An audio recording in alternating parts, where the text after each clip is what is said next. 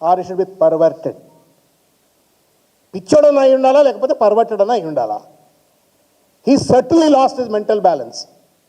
ఒకటే ఒక బ్యాలెన్స్ ఉన్నది, ఒకటే ఒక ఫోకస్, ఒకటే ఒక అటెన్షన్. దోపిడీ, రియల్ ఎస్టేట్ దందా, అవినీతి, అది విద్యాశాఖలో అవినీతి, మున్సిపల్ శాఖలో అవినీతి, ఏ శాఖ పడితే ఆ శాఖ ఇవాళ రియల్ ఎస్టేట్ దందాలు చేసుకుంటూ అవినీతికి పాల్పడుతూ ఇవాళ దోపిడీకి చేస్తూ ఒక మెంటల్ బ్యాలెన్స్ కోల్పోయిన వ్యక్తి లెక్క ఒక పర్వర్టెడ్ గవర్నెన్స్, ఒక పర్వర్టెడ్ పొలిటికల్ రిటారిక్స్, పర్వర్టెడ్ పాలిటిక్స్ చేస్తూ ఇవాళ మొత్తం తెలంగాణ సభ్య సమాజం సిగ్గుపడేటట్టుగా, కాంగ్రెస్ క్యాడర్ సిగ్గుపడేటట్టుగా, పాపం 10 ఏళ్ళు కొట్లాడినరు వాళ్ళు కూడా టు కమ్ టు పవర్.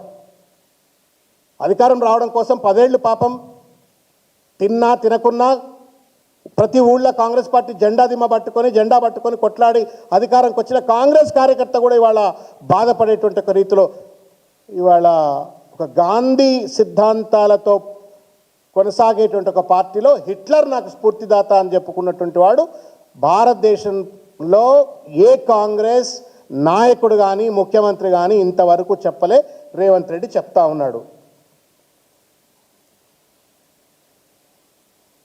చెప్పింది ఏంది, చేస్తుంది ఏంది రేవంత్ రెడ్డి గారు? మీరు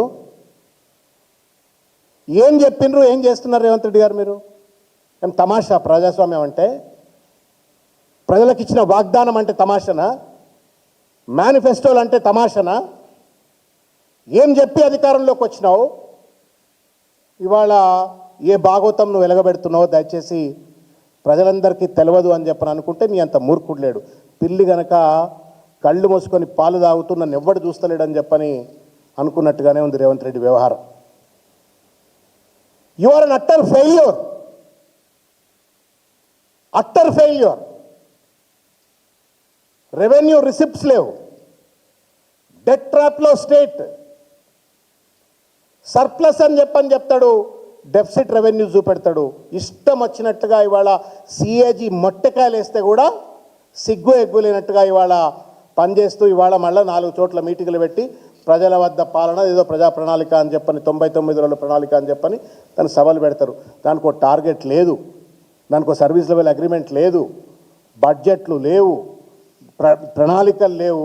ఉట్టి సభలు సమావేశాలు పెట్టి ఇవాళ కేసీఆర్ గారిని, కేటీఆర్ గారిని, బీఆర్ఎస్ పార్టీని దూషిస్తూ ఇవాళ ప్రజలను మభ్యపెట్టేటువంటి ఒక చిల్లర రాజకీయం చేస్తూ ఉన్నాడు. నేను కొన్ని విషయాలు తెలంగాణ సమాజానికి మీడియా మిత్రుల ద్వారా నేను తెలియదలుచుకున్నా. తెలంగాణ రాష్ట్రం 2014లో వచ్చినప్పుడు